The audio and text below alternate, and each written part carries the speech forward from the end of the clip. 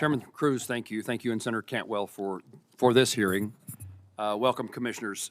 Chairman Carr, I sent you a letter in May urging the FCC to modernize broadcast ownership rules, quote, to enable local broadcasters to compete with today's media giants.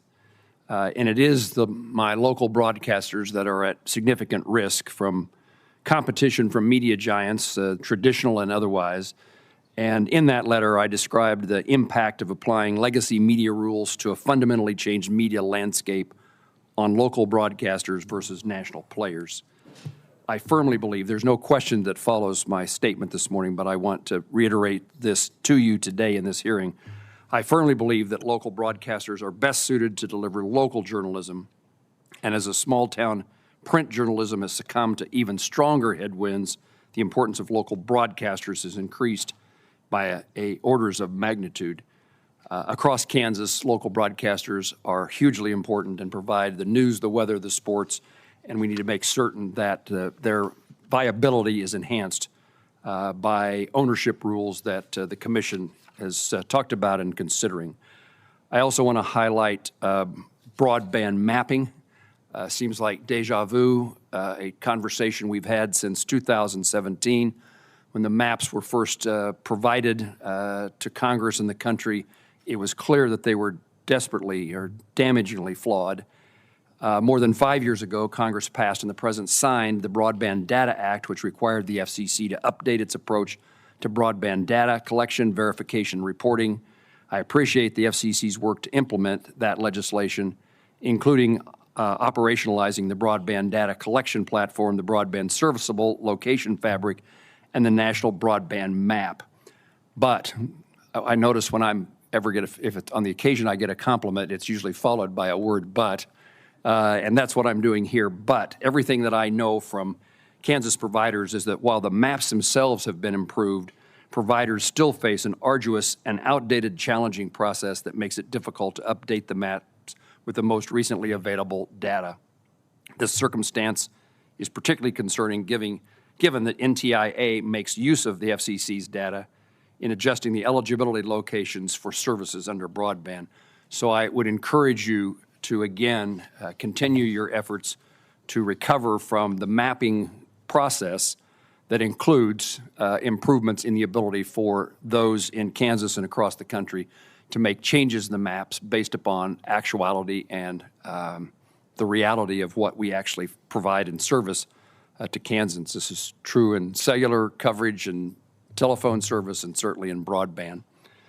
The Telecommunications Act of 1996 provided the statutory basis for the Universal Service Fund that Senator Fisher has talked about. I serve on that, her task force, her working group, to make certain that we better empower the FCC to deliver on its universal service mission.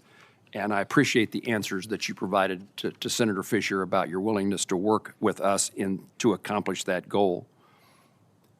Earlier this year, my colleagues and I sent you a letter encouraging the Commission to take a balanced approach to implementation of spectrum requirements. I described that protect current uses and certain uses of spectrum bands, especially unlicensed users in the 6 gigahertz band.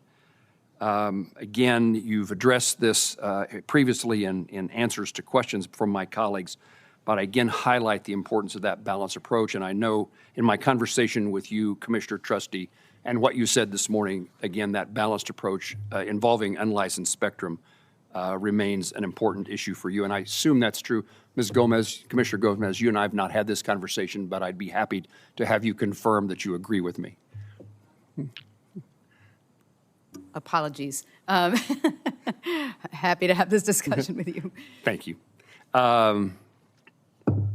Finally, the federal broadband programs are encumbered by inconsistent coordination between entities on the myriad of programs that offer broadband services to America, provide the support for broadband services to America. In April, a GAO audit noted that and lamented that the lack of a national strategy on coordinating administration of these programs. Major federal investments in broadband like BEAD, which is administered by NTIA, will require a focused coordination to make certain that these programs are delivering appropriate levels of service. Chairman Carr, what specific actions is the FCC taking to coordinate with NTIA in the run-up to the broadband deployment under the BEAD program? Yeah, thank you, Senator, for the question. This is a really important issue. As you indicated, there was a GAO report not that long ago that said there was over 100 different broadband funding programs. They were spread out over more than a dozen different agencies, and they were entirely uncoordinated. Right now, we've got a great working relationship across the FCC, the NTIA, the NEC, and many other agencies that have broadband funding to make sure that we're addressing some of this coordination issue that's been a challenge before. And when you say making certain we address, you are addressing them, and there will be a different outcome than what we would expect in the absence of that addressing those problems. True? Yes, sir. Yeah. Thank you very much. Thank you, Chairman.